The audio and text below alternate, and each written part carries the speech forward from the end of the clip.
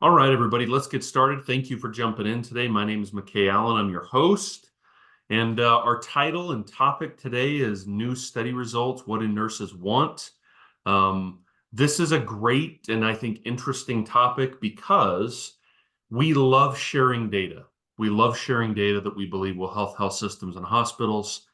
And we feel like this is something we wanted to share with you. So we'll talk about the parameters of the study we did and how the data could impact you potentially in a moment.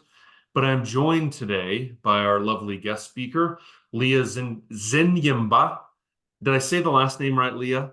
Nailed it. Great job. Yeah, you're being kind. I appreciate it. She's our director of client onboarding, and she's been very gracious to join us and take time out of her busy schedule where she basically interacts with hospitals and health systems all day, every day. So, Leah, tell us a little bit about yourself and, a little bit about your time at Incredible Health. Yeah, thanks, McKay. So nice to be here with you all today. As McKay mentioned, I serve as our Director of Client Implementation and Onboarding here at Incredible Health. I actually got my start of my career at the bedside. So I worked in the clinical space for some time as a registered nurse and have been with Incredible Health almost 5 years now, serving in a variety of different roles. I actually started on the operations side of our marketplace and have been over on the client success side, getting the chance to work with both prospective clients and current and new clients. So really excited to be here with you all today and talk a little bit about our nurse study. Awesome. Awesome. Awesome. Okay, so here's the agenda we're going to follow today. We're going to tell you a little bit about who we are. We're going to talk about the nurse labor market today for just a few minutes. We'll then actually dive into the results of our study's probably generous. Survey is probably more accurate. And then we'll take some Q&A. If you do have questions throughout, just type those into the chat or the Q&A area, and we can address those as we go as well. So please dive in and participate with us. It makes it more fun than just Leah and I talking. So, okay, let's talk about the market itself and kind of what we're seeing out there. First of all, to set the scene a little bit, healthcare has been the number one employment sector in the U.S. for a long time. That's expected to continue, and I don't think it'll ever is a long time, I guess, but go down. 1 in 8 Americans work in healthcare. The problem is the demand for healthcare workers continues to rise, but in real terms, and both as the percentage we need, the number of workers has been dropping, and that's a problem because it leads to shortages that we're seeing specifically in the nursing world. And that's an area that we know a lot about. And this is something I know you talk with clients about every single day, like the shortages they're seeing. Give us maybe just an example of what you're seeing out there. Is this accurate? Like these shortages are felt acutely by hospitals and health systems, right? Absolutely. I think our clients are really working to get creative. We know labor as a percentage of revenue is extremely costly to these health systems. So they are doing everything in their power, not only to make sure that there's adequate staff to care for their patients, but to cut costs. So I think we're seeing a lot of our clients utilize different things, the traditional direct applications, maybe an RPO or an agency. And then a lot of our clients are, of course, turning to Incredible Health as a solution. So absolutely, I think we know as the population continues to age that there's going to be a growing need for healthcare workers. And nurses, after the pandemic are leaving in droves. So we need to do what we can to retain that talent and make sure we're creating nursing as a long-term profession. That's right. Great point. And our estimates are, and the Bureau of Labor Statistics estimate that about 1 million nurses short by 2030 in the US. The data on this slide that always surprises me every time I see it is the 95 days on the far right there, the average time to hire a permanent specialized nurse. That number really causes a lot of problems when you add it to the shortage. It's a problem because you want to reduce the shortage at your hospital and health system, but it takes so long to do so that you can't ever get ahead of it. And this number, just as I said, never ceases to amaze me. But this is what we see across our customer base before they have Incredible Health help them is these 95, 85, 92 day time periods, right, Leah? Absolutely. I think, some organizations are far greater than this. Groups measure this in different ways, but essentially it's from the time you either post a role or engage with talent until they start and are hired at your organization. And we've seen through working with a lot of our clients, a lot of the inefficiencies that can happen in this process. It's very easy to tag on another 10 or 15 days Yeah. with barriers throughout the process. So speed is the name of the game. With nurses having the upper hand here in the market, we really have to cater to the nurses. And what they want is fast and responsive interview processes. So this 95 days is just simply too long to retain that top tier talent. Yeah, it's a great point. People really value speed. We'll talk about that as we move through the presentation today, but speed is really king. Now, this is where we can help, as we've mentioned, right? Hospitals use Incredible Health and our custom matching technology to hire high quality permanent nurses in less than 20 days. I know there's some hospitals and health systems that are doing that in 14 in some cases. Like it really speeds up the process.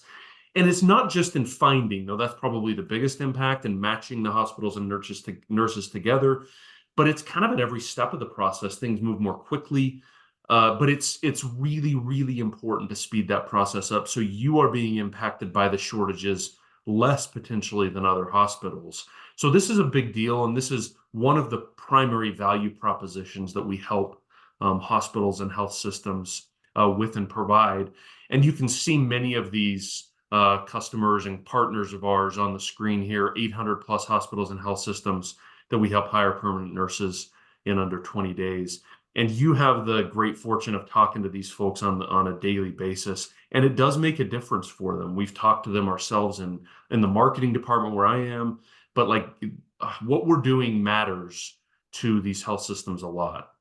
I think one of the sentiments we get a lot is that they really appreciate we are a tool for their team. We know the talent acquisition teams are talented, they're resourceful, they are the experts here. So we are really a tool in their toolbox to make them more efficient, to help with automation, to really speed up and empower their own teams as the experts here. And I think a huge part of our partnership with our clients is really providing insights. So I think we'll talk about that a little bit later, but that's one of the things that I think really differentiates us is being able to make sure you as a health system are staying on top of those industry trends. And because we have such a wide footprint across the country with so many health systems of varying shapes and sizes, we're really able to do that and keep our clients informed of what's happening. That's awesome. Yeah, this is a big, you mentioned kind of as we transition to the data that this is something we really see as a responsibility that we have is because we have 1 million nurses on our platform, 1 million nurses on our platform, and have 800 hospitals using the platform. We do feel like it's our responsibility to provide insights and data when we can. So let me give you a little bit of context about the data we'll be providing today. So every Q1 for the last 4 years, I think, we have done a very substantial study and survey with nurses. Last year, we had 3,500 nurses participate and provide data. Some of the data you'll see will be from that study. Some of the data you're going to see is going to be from a much smaller study that was done, I think, in October, right, Leah? Is Correct. when we sent this survey out, and we got 100, 120 responses. We wanted to get just some basic insights as we prepare for the big Q1 survey and study. So you're going to see data from both of those, and we'll talk through that data. As I mentioned, this is data largely that was gathered in October, so it's very recent from about 100 nurses. And even though it's not as statistically significant as the one that we did the 3,500. This one we felt like it was important we share some of these insights with you and hopefully provide some directional guidance on as we move through. Anything else you want to add about the context of this data, Leah? No, I think we'll also talk about a separate study we did, really focused on the nursing process. Yes. I think we have such a great population of nurses to tap into. It would be silly to have them on our platform and not find out exactly what their expectations are. We try to be as consultative as possible for our clients, and the best way to do that is with informed data. So we'll be able to chat through and share some of that as we go through. That's great. Great point. Yeah, when we have as many nurses that are on the platform as we do, we feel like it's our responsibility to share their insights with you. Okay. One of the questions here was, why did they become nurses? So the top reason was 64% of nurses shared that the reason they became a nurse was due to a desire to help people, which isn't surprising, but it's still great to see in print. And then 46% said nursing was their first or second choice. The second most popular reason was due to the volume of employment opportunities. So from a nurse's standpoint, they see this shortage as like, wow, I'm always going to have a good job based on my decision to be a nurse. And they really want to help people as well. So it was neat to see the reason, the primary reason was a desire to help people. And then also the logical, intelligent reason of, gosh, there's always going to be jobs there. This does not surprise me in the least, but it's great to see it in print. Leah, any reaction to these data here? No, I think probably to no one's surprise here, compassion is really at the core of nursing. I know that's why I joined the profession back in the day, truly wanting to make an impact on other people's lives. It's reassuring to see that that's still the majority of nurses entering the profession and the folks who we entrust to care for us in our healthcare system. But no, I think same thing with the volume of employment opportunities. As we shift through different economic periods and uncertainty, I think nursing provides that job security. And the profession is so vast. I mean, I'm no longer working at the bedside. There's so many opportunities for nurses in different clinical areas, care settings, et cetera. So I think that's really attractive to a lot of nurses or folks as they're thinking about joining the nursing profession. That's a great point. Yeah, it's great to see that as the primary and top reason that nurses say they join the profession. I think that's great. And I think it's easy to get cynical, but it's really neat to see that as the top reason. Okay, what matters most to nurses? I think this is really interesting. So, low nurse to patient ratio, 54% said was their first or second most important aspect of their job.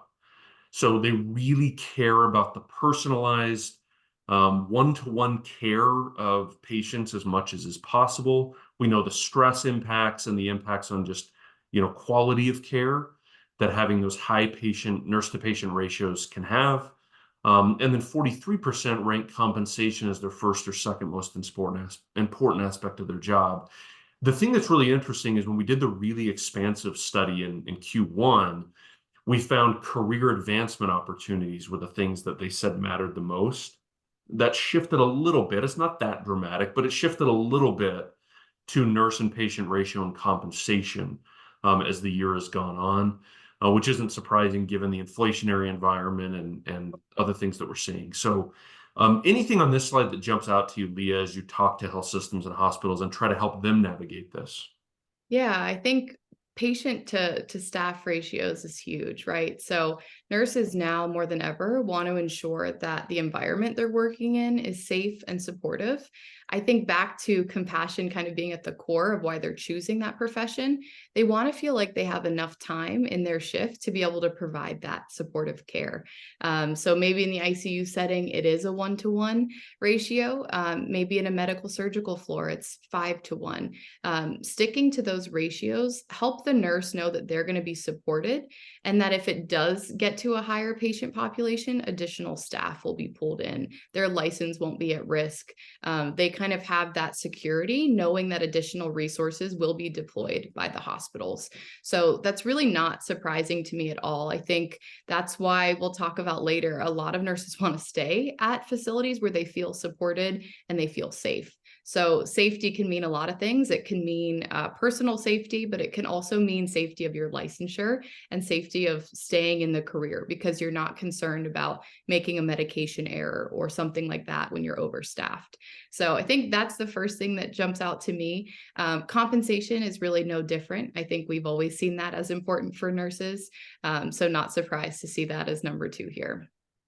How tough right now is it for on the employer side, right, for the hospitals to manage these two things, right? Like, of course, every hospital would love to have really low nurse to patient ratios. And of course, everyone would love to pay everybody more. How tough are these things to manage and actually get done in the real world we live? in which we live.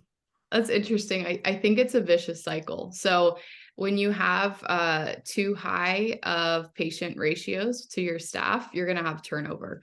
We know turnover is expensive, so that's going to increase your costs. That's going to decrease the amount of money you're able to offer your staff and have budget for other resources. So I think it is a vicious cycle. A lot of our hospitals are in a union environment, so that does help regulate the patient to staff ratios. And that can make sure, legally that there are contracts in place that they do have to provide adequate staffing. So that can be really helpful for nurses and kind of reassure them that they will be given those ratios. What we've seen a lot of hospitals and health systems do is actually get creative here. So they will hire what they call like a flex nurse, or a nurse who will come in really as a support, and they don't have their own patient assignment. They'll be able to come in and support those other nurses if they do have very critical patients or a very heavy load of care that they have to provide for that shift. And they're really able to provide that additional resource so the nurse doesn't feel overwhelmed. So that's what we've seen some of our hospitals do. With compensation, a lot of our groups have gotten creative. I think during the pandemic, we saw a lot of health systems feel the need to throw sign-on bonuses at folks. Mm.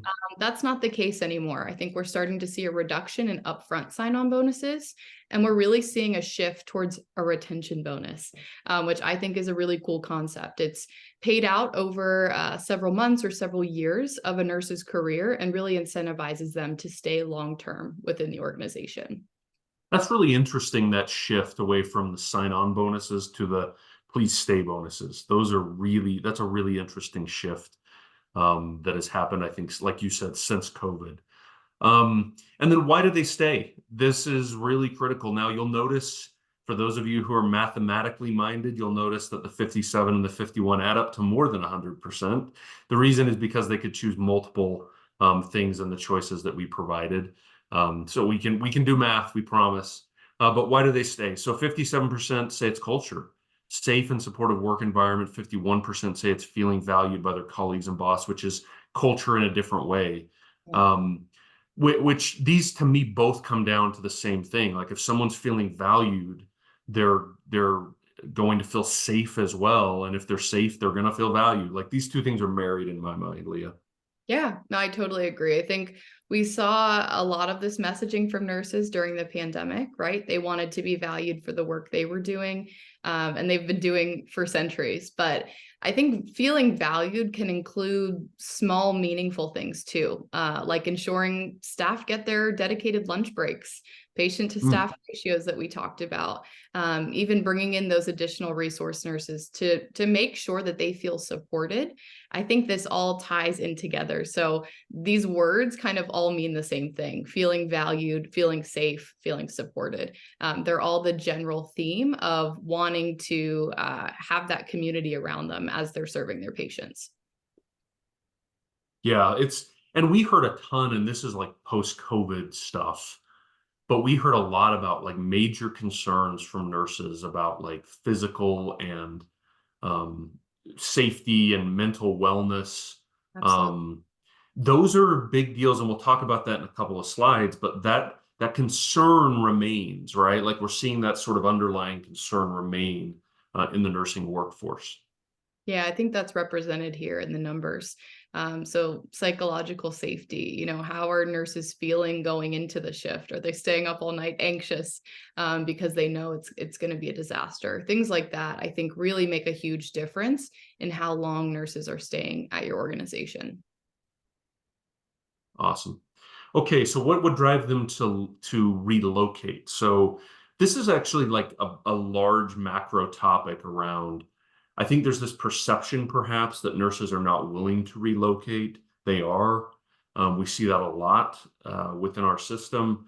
But 42% said higher compensation, 24% said improved quality of life. So if you're trying to get nurses to move to your area from another place, these are the two things to sell them on, right? Higher comp, of course, but then things like improved quality of life. Like there's a ton of things that go into that. Everything from commute, right, to home prices, to stuff that you can control, at your hospital, like the lunch breaks that you mentioned. There's a lot of things that go into this. But relocation is something I think that people have had a misperception about, perhaps, that it's not as common as we see that it is within our marketplace.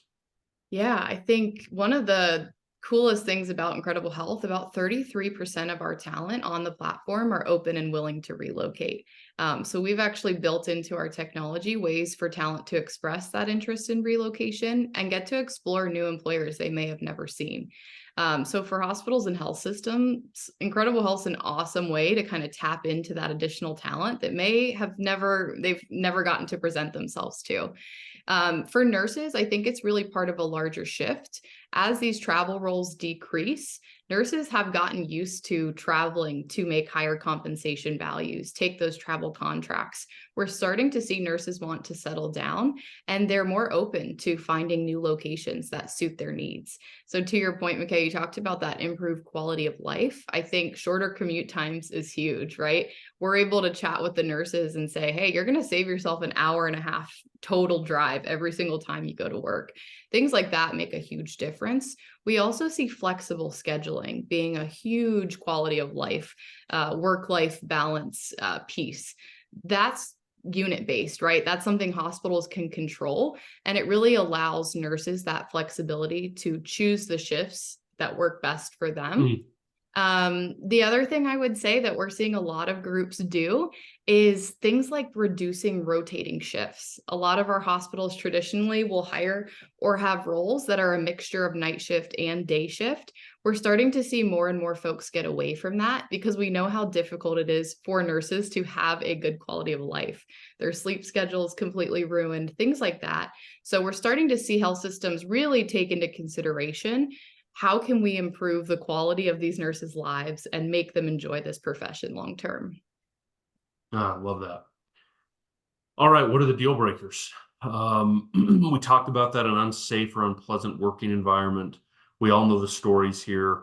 And this is the number one way to get them to leave your facility or leave your system or leave the profession. Low compensation was number two. And then poor work-life balance is number three. And there's a lot of ways that can be defined. Um, to me, that's like everything from flexible scheduling to overall number of hours they want to work versus those that you want them to. Like, there's 1,000 things with work-life balance there. But anything you want to highlight on this slide with the things that'll cause them to leave your hospital or the profession generally? Yeah, I think work-life balance, you nailed it, especially with scheduling. In one of our recent surveys, 96% of nurses told us that they want self-scheduling. That's a huge motivator for them. Also, things like mandating. So mandating overtime. They're guaranteed 36 hours, but are you mandating them to work additional because you don't have enough staff to cover? Things like that can really affect work-life balance. I think low compensation is a no-brainer, but because nurses oftentimes have multiple offers in the interview process, they're really looking for compensation that's in line with their market value. Compensation, we oftentimes think that base hourly rate, but there's so much more that goes into total compensation. I always advise our hospital partners as we're talking through things with them, and they're saying, well, we don't pay the highest for our area.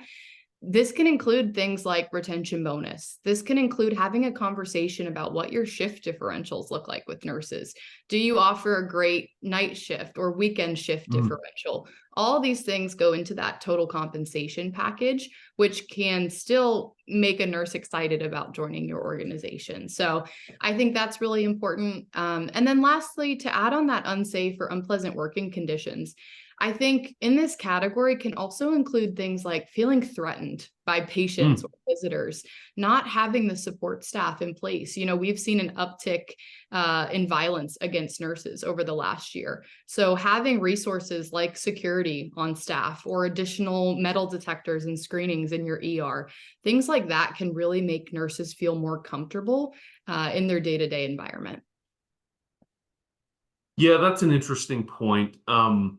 How much of the problems with unsafe or unpleasant environment is like physical violence versus just people being rude, right? Like, and the feeling of not being safe, which If you feel like you're not safe, then that is, bad enough, right? It doesn't need to rise to physical violence. Because sometimes I think it's dismissed where it's like, oh, well, we haven't had these instances of physical violence. It's like, yeah, but you've had them, patients yell at nurses and you've had them be rude and how I much of that is part of this as well? Yeah, I think it's verbal and physical. So to your point, some of it is just not being treated very kindly. In that case, I think it's having your charge nurse or your supervisors, your support staff there who are able to speak to those patients or family members. But there is unfortunately actual physical violence happening against nurses. We see across the country an uptick in gun violence in hospitals and assault against nurses, things like that. So, really having the support structure in place and reassurance that if something like that does happen, the hospital is able to support them or preventing it. What preventative measures do you as a health system have in place to support those nurses? Love that. Okay, so this you mentioned earlier, this is kind of from a different survey. So I just want to point that out.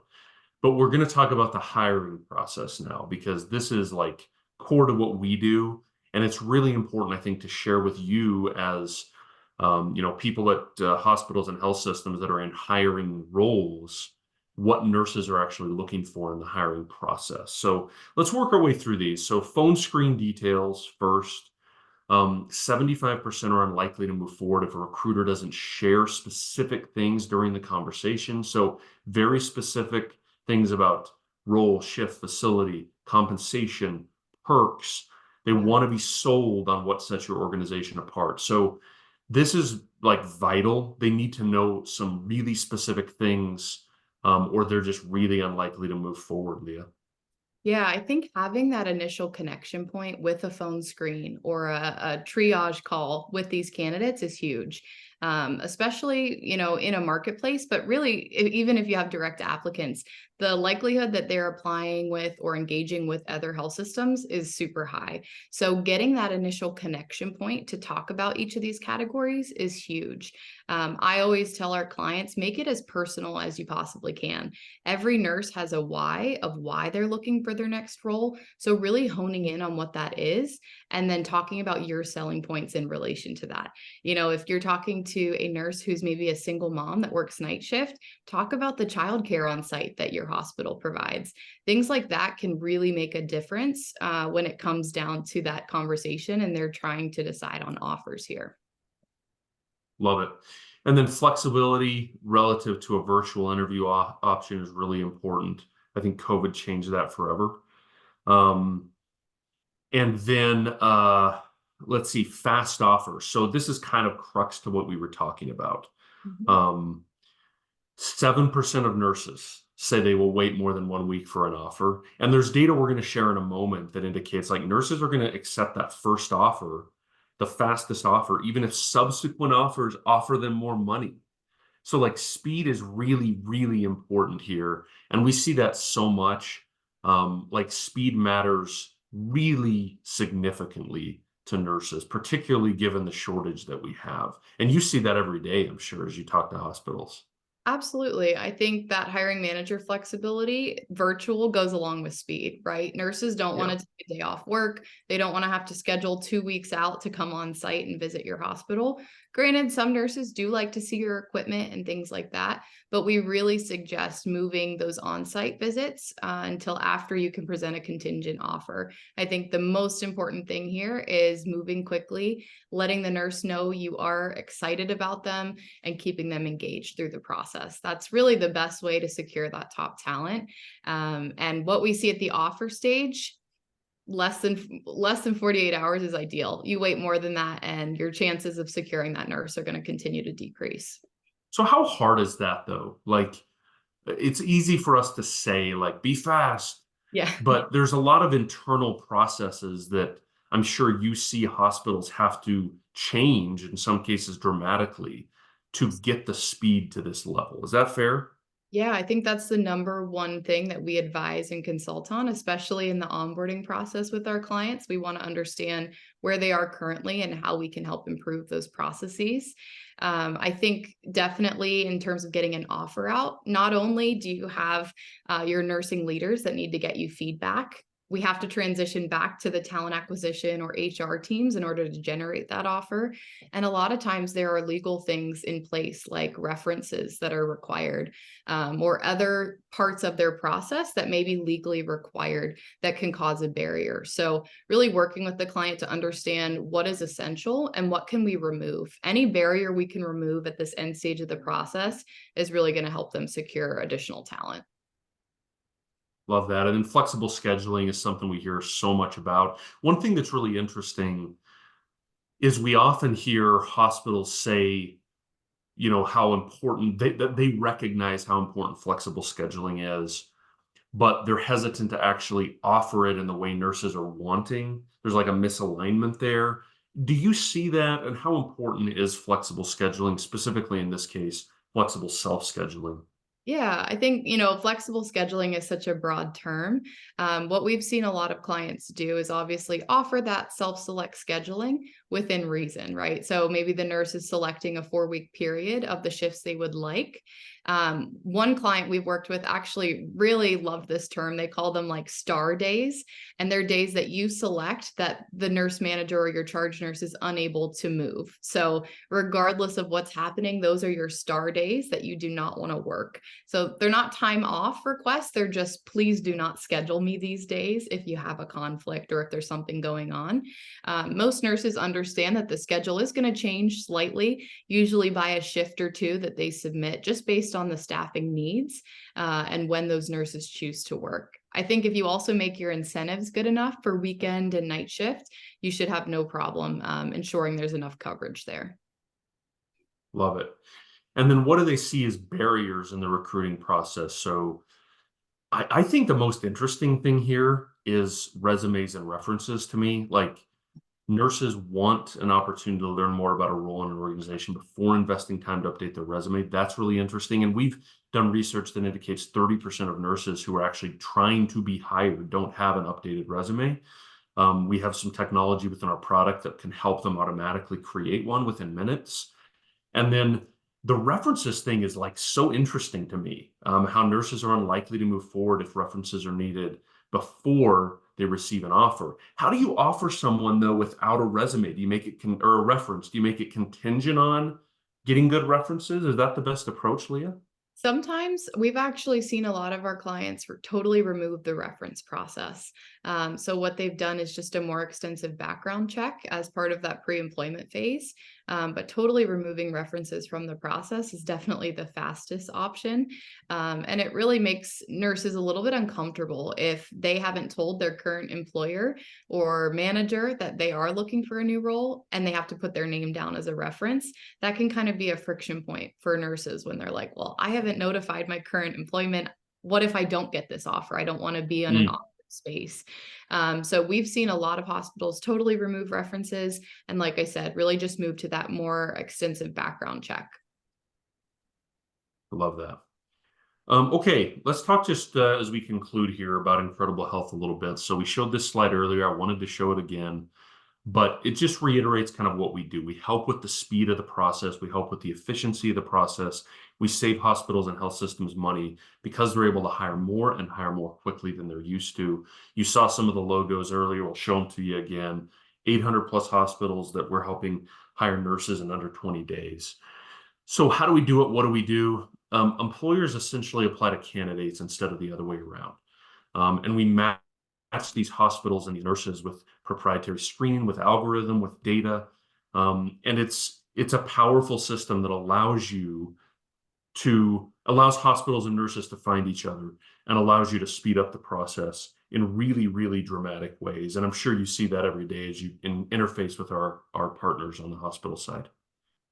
Absolutely. I think our screening and matching takes off such a burden from these talent acquisition teams who maybe even have specific roles that source talent. We're not only sourcing them, but we're screening to ensure they meet basic criteria. And we're only putting in front of you qualified talent who meet your open requisitions. So we're really providing a curated list based on your needs at the time to help reduce those labor costs and hire those permanent nurses even faster. Awesome. And then the question we often get is, why do so many nurses join the platform? Like what do they get out of this? And it's like, look, they get a ton out of this, right? They join for free and they get continuing education, they get salary estimators, they get career coaching, they get access to roles at your hospitals. And it's a very, very valuable tool for them. Um, they want to be on the platform because it allows them to engage with people like you about roles. And I think we're at 1 million, right, Leah? Like we're at 1 million or close to it right now, which is incredible. Absolutely. We're really meant to be a resource for nurses to manage their career. The idea there that if they're not actively looking for their next permanent role right now, when that happens in the life cycle of their career as a nurse, we'll be ready to tap into them and provide them, showcase them with the hospitals that they could be a great fit for. So we have a ton of different marketing techniques and campaigns for our nurses, but this is a really great way for us not only to provide free resources for our nursing community, but also to continue building that pipeline of talent for our clients. Awesome. And this is what I was referencing earlier, how there was a slide that indicated how they will accept their first offer even when the second or third has higher compensation. It's interesting how human nature works with that, right? Like the one who is the fastest, the most efficient, who gets to us first is usually the one we're going with. And that just underscores how much even just saying, look, we're better and we offer more money does not beat speed. And that is really important to know as you engage in this process. Like throwing money at this will not work. You have to be fast. I think that rings true to the candidate experience being key. Being fast, efficient, responsive, keeping candidates engaged, all of that is part of a good experience and making talent want to join your organization. Yeah. And then this is kind of a breakdown of where the time savings can be and why it literally costs 50% less per hire or more than hiring without Incredible Health. So the time to source decreases, the candidate source to the phone screen decreases, the hiring manager completed offer sent decreases. Everything in the process is more efficient. And here's the beautiful part of that. Because of that efficiency, the nurse has a very good impression of the way your hospital runs, and the initial impression is fantastic, which leads to more accepted offers, but also leads to higher retention. So this is one of the questions I literally asked when I was learning about Incredible Health, and we hear a ton of people ask when they engage with us, well, gosh, if it's so fast to hire them, they probably stay for less time. Like, no, the actual opposite is true, where they stay for longer when they are hired in such an efficient, clean, simple way. And that is, I think, a surprise to many people. I know it was to me, Lee. I don't know if you've heard that from others before. Yeah, I think one of the things we're doing with our current partners is actually studying this on a quarterly basis. So we're really committed to continuing this long-term study. We know retention is not something we can look at overnight, but continuing to make sure that is the case here with all of our partners and really exciting findings early on. I think we know the more options and the more transparency we provide nurses, the more likely they are to pick a good fit that they're happy with long-term. And then this is kind of an overview of like what we do and then how we help our partners. How does this work? And is this sort of the process to getting from source to offer accepted rather? Yeah, this is actually one of the exercises we do with each leadership team of our clients after we decide to partner together. So you can see we partner with Cedars-Sinai here. Essentially, this is the typical nurse recruitment process for most of our clients. So we really use this as an exercise to talk through best practices, current state of their hiring, and how we can be most efficient. But one thing I'll call out here, you can see more than half of the process Incredible Health is taking care of. So we have not only built in ways for talent to get through your pipeline more efficiently, but also tools for your team to use. So automated scheduling, different resources in the platform for your recruitment team to use and help streamline that process even faster. And then in terms of Q&A, I want to just address this as well. Type in those questions if you have them in the Q&A area or in the chat area. But one of the questions we often get is, what is the process like when someone starts working with us, like a hospital or health system starts working with us? What do we do initially? How does it work to get them nurses that are ready to be hired? Like, just kind of walk us through that from behind the curtain, if you will. Sure. No, I partner really closely with our sales team. So after that partnership is executed, we have an entire implementation period. Luckily, it's a very short and fast, efficient onboarding period. It's usually about 2 to 4 weeks for our groups. And essentially, we're able to learn more about your current process. We're able to deep dive into where your barriers and bottlenecks are today, how we can help with those, and really get all of the information to program our matching algorithms for your custom needs and get your team fully trained. Awesome. And that can be like, you know, depending on the system, that is a that can be challenging or it can be simple based on internal processes now. All right, Becky asks a good question. She says, have you found that nurses still prefer 12-hour schedules? Like, what is the preference? And I'm sure it depends on the nurse and it depends on the generation. We see generational gaps there. But what are you seeing in terms of the preferred schedule that nurses are working? Great question, Becky. I think definitely still 12-hour shifts are preferred. Some of our specialty areas like the ER or outpatient clinics, we are seeing 8-hour shifts, but nurses definitely still prefer that 3 12-hour shifts a day. I think unanimously they love that flexibility of having 4 days off. Okay. And then one other question is, how do we get, sorry, I leaned in there really close to the camera to read this. I'm getting old. Um, how do our jobs get posted on Incredible Health? Is it done manually? Is it connected to an ATS? Does someone at Incredible Health help us do that? Like, how does that work? Yeah, great question. So we make this a very easy process. We're not integrated to your applicant tracking system, but that's actually a benefit, especially during onboarding, because we can get started so quickly with your hospital and health system. Really, we get an open requisition from your team, an open requisition report of all those RN roles.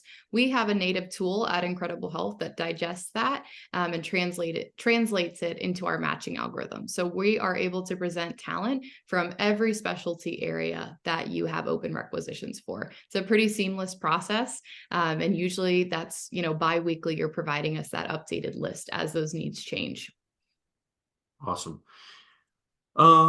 Andrea asks, what are you guys doing regarding continuing education for nurses? Do we help with that at all? How does that work? Yeah, great question. We offer free CEUs for all nurses that join our platform. So they are able to access that. We use a third-party provider, but they do have the ability to use that as at their discretion. Great. Any final thoughts you'd have for everybody? We've gone through a lot of data. We've tried to keep this relatively compact. We're at 45 minutes right now. But any final thoughts you want to leave with everybody, Leah? No, thank you so much for having me. I think speed is the name of the game here in nurse recruitment with this market being so competitive. So, as healthcare leaders and executives, I would just encourage you to look at the tools and resources your teams are utilizing and see if Incredible Health could be a good fit for you. And look forward to hopefully partnering with you all. Great. Thank you so much for taking the time out of your busy schedule, everybody. Happy holidays. And Leah, thank you for joining us. We know you're busy, particularly at this time of the year. So thank you so much. Have a fantastic, what's today, Thursday, and a great rest of the week, everybody. Bye-bye. Thank you.